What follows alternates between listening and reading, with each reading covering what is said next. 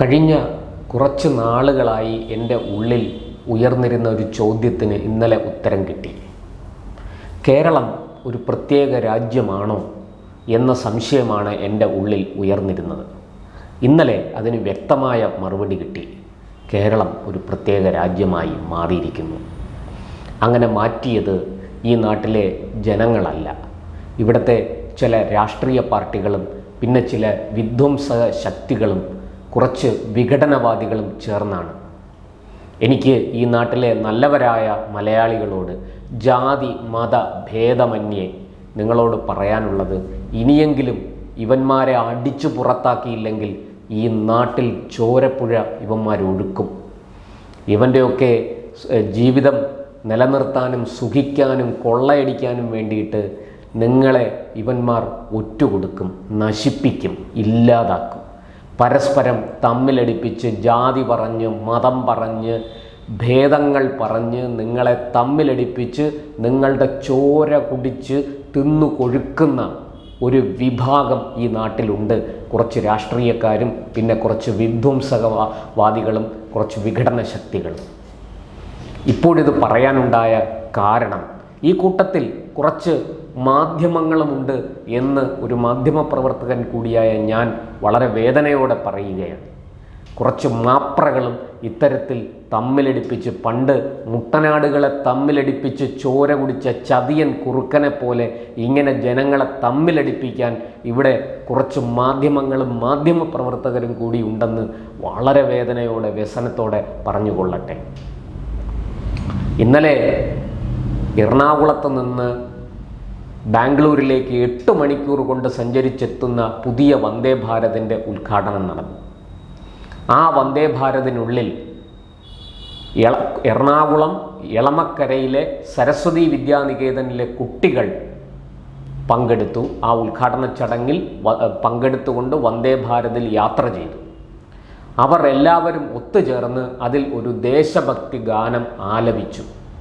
അത് ചിത്രീകരിച്ച റെയിൽവേ അത് അവരുടെ വെബ്സൈറ്റിലും അവരുടെ സോഷ്യൽ മീഡിയ പ്ലാറ്റ്ഫോമുകളിലും ഒക്കെ അത് പ്രദർശിപ്പിച്ചു, പ്രചരിപ്പിച്ചു.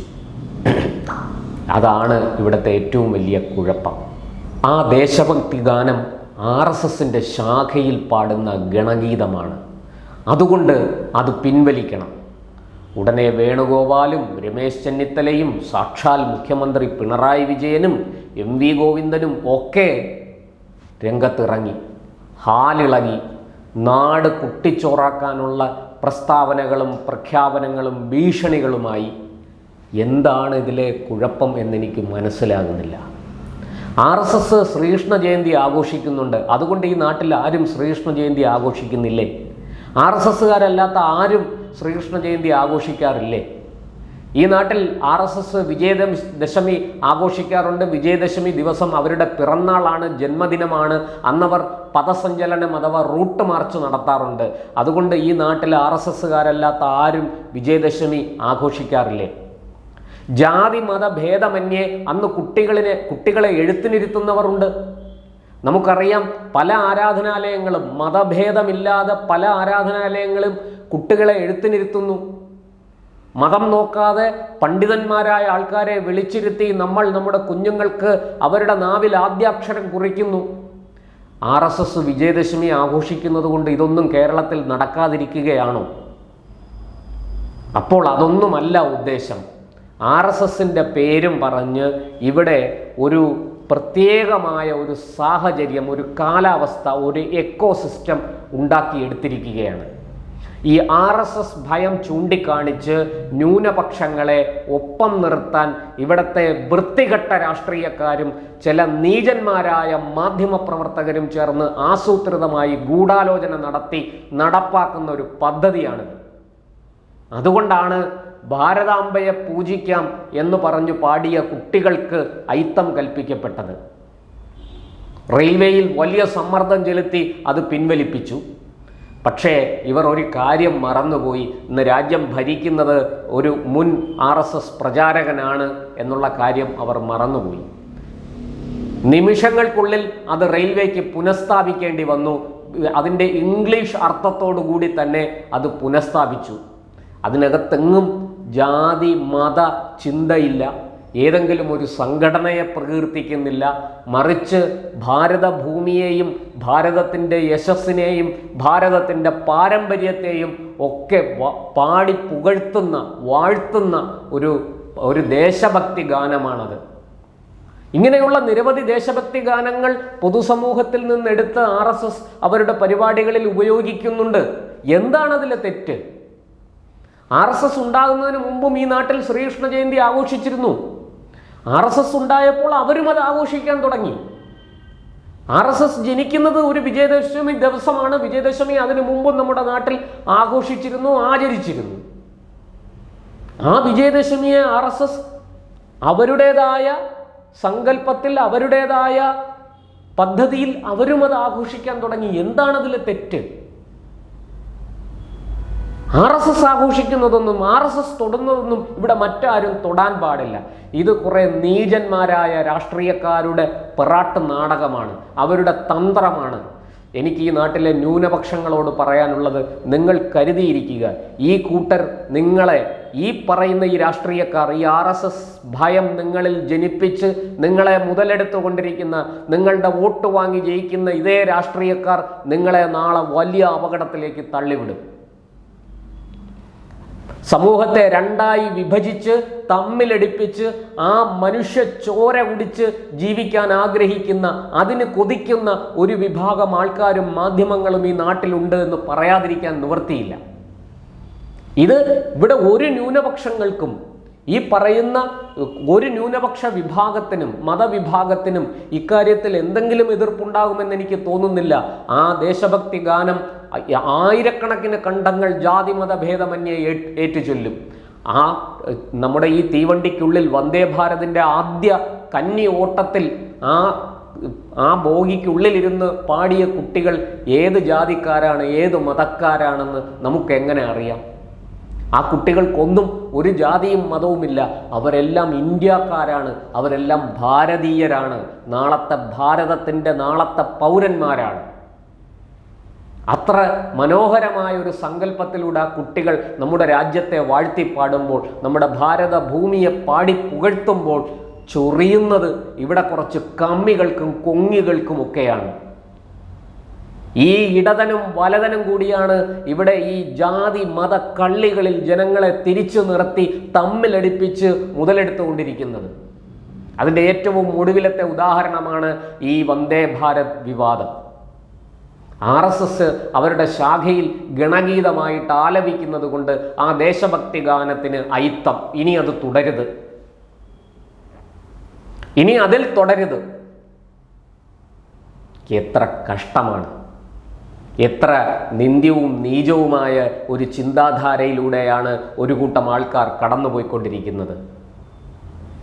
നോക്കൂ, പാർട്ടി കോൺഗ്രസിൽ കഫിയ ധരിച്ച് ഐക്യദാർഢ്യം പ്രകടിപ്പിക്കാം. ആർക്കാണ് ഐക്യദാർഢ്യം പ്രകടിപ്പിക്കുന്നത്? ലോകം മുഴുവനും വെറുക്കുന്ന, ഇസ്ലാമിക രാജ്യങ്ങൾ പോലും തള്ളിക്കളഞ്ഞ ഒരു സംഘടനയ്ക്ക് വേണ്ടി, ആ സംഘടനയുടെ ദുഷ്ചെയ്തികൾക്ക് വേണ്ടി അതിനെ പിന്തുണയ്ക്കാം. കുഴപ്പമൊന്നുമില്ല. അതിൽ മത്സരമാണ് ഇടതനും വലതനും തമ്മിൽ.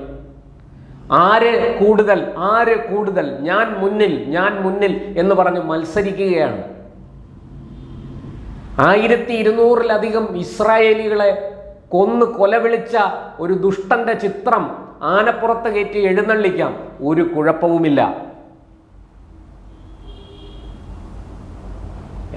പറയാനാണെങ്കിൽ ഒട്ടനവധി കാര്യങ്ങളുണ്ട്. ഇങ്ങനെ ഈ വിഘടനവാദികൾക്ക്, വിധ്വംസക ശക്തികൾക്ക് കുഴലൂതുന്ന ഇവിടത്തെ കേരളത്തിലെ ഇടതു വലത് രാഷ്ട്രീയക്കാർ തിരിച്ചറിയുന്നില്ല. നിങ്ങൾ ചവിട്ടി നിൽക്കുന്ന മണ്ണിനെ നിങ്ങൾ കുരുതി കൊടുക്കുകയാണ്, ബലി കൊടുക്കുകയാണെന്ന് നിങ്ങൾ അറിയുന്നില്ല. എന്തിനാണ് ജനങ്ങളെ ഇങ്ങനെ ജാതിയും മതവും ഈ പറഞ്ഞ വർഗീയമായ വേർതിരിവൊക്കെ നടത്തി, ചേരിതിരിവൊക്കെ നടത്തി എന്തിനാണ് ഇങ്ങനെ നിങ്ങൾ മുന്നോട്ട് പോകുന്നത്? ആർക്കു വേണ്ടിയിട്ടാണ്? നമ്പർ വൺ എന്ന് പറഞ്ഞ കേരളത്തിൽ ഇന്ന് ചികിത്സിക്കാൻ ആൾക്കാർക്ക് ഭയമാണ്. മെഡിക്കൽ കോളേജിലേക്ക് പോയാൽ എപ്പോൾ വേണമെങ്കിലും ചുമരും കോൺക്രീറ്റും മേൽക്കൂരയും ഇടിഞ്ഞ് ദേഹത്തേക്ക് വീഴാം. കുട്ടികൾ പഠിക്കുന്ന വിദ്യാലയങ്ങളിലെ സ്ഥിതി അനുദിനം മോശമായി കൊണ്ടിരിക്കുന്നു. കേന്ദ്രത്തിൻ്റെ പണം ഇങ്ങോട്ട് വന്നില്ലെങ്കിൽ വിദ്യാഭ്യാസം നിലയ്ക്കുന്ന അവസ്ഥയിലേക്ക് പോയിക്കൊണ്ടിരിക്കുന്നു. നക്കി തിന്നാൻ നല്ലുപ്പില്ലാത്ത ഒരു സാഹചര്യത്തിലേക്ക് കടം കയറി മുടിഞ്ഞ് കേരളം അനുദിനം നശിച്ചു കൊണ്ടിരിക്കുമ്പോഴാണ് ഈ വർഗീയ ചേരിതിരിവ് നടത്തി മുതലെടുക്കാൻ മുട്ടനാടുകളെ തമ്മിലടിപ്പിച്ച് അതിൽ നിന്ന് ഇറ്റു വീഴുന്ന ചോര നക്കി കുടിക്കുന്ന ചതിയൻ കുറുക്കൻ്റെ സ്വഭാവവുമായിട്ട് നിങ്ങൾ വരുന്നത്. നിങ്ങൾ പറയാറുണ്ടല്ലോ, ഇത് കേരളമാണ്, ഇത് നമ്പർ 1 ആണ്. ആ കേരളത്തെ നിങ്ങൾ നമ്പർ 1 അല്ല, നിങ്ങൾ നശിപ്പിച്ചു. ആ കേരളത്തിൻ്റെ ഏറ്റവും വലിയ ജീർണത നിങ്ങൾ ഒരു കൂട്ടം രാഷ്ട്രീയക്കാരും പിന്നെ കുറച്ച് മാധ്യമ പ്രവർത്തകരുമാണ്. എത്ര മനോഹരമായ ഒരു വാർത്തയെ ഏറ്റവും മോശമായി ചിത്രീകരിച്ചുകൊണ്ട് അതിനെ വിവാദമുണ്ടാക്കി അതിൽ നിന്ന് രക്തമൂറ്റി കുടിക്കാൻ തയ്യാറെടുത്ത് നടക്കുന്ന ഒരു കൂട്ടം ആൾക്കാർ. എന്താണ് ഇതിന് പറയേണ്ടത്? എന്തായാലും കേരളം കൈവിട്ടു പോയിരിക്കുകയാണ്. ഇനി അവതാര പുരുഷന്മാർ വരണം കേരളത്തെ രക്ഷിക്കാൻ. കേരളത്തിലെ ജനങ്ങളോട് കൈകൂപ്പി അപേക്ഷിക്കുകയാണ്, ദയവായി ഈ ഇടതു വലതു മുന്നണികളുടെ ഈ നീചന്മാരുടെ ഈ ഒരു കൂട്ടം മാധ്യമപ്രവർത്തകരുടെ ഈ കുൽസിതത്തിന് നിങ്ങൾ ദയവ് ചെയ്ത് തലവച്ചു കൊടുക്കരുത്. ഈ നീച ബുദ്ധി നമ്മുടെ നാട് നശിപ്പിക്കും.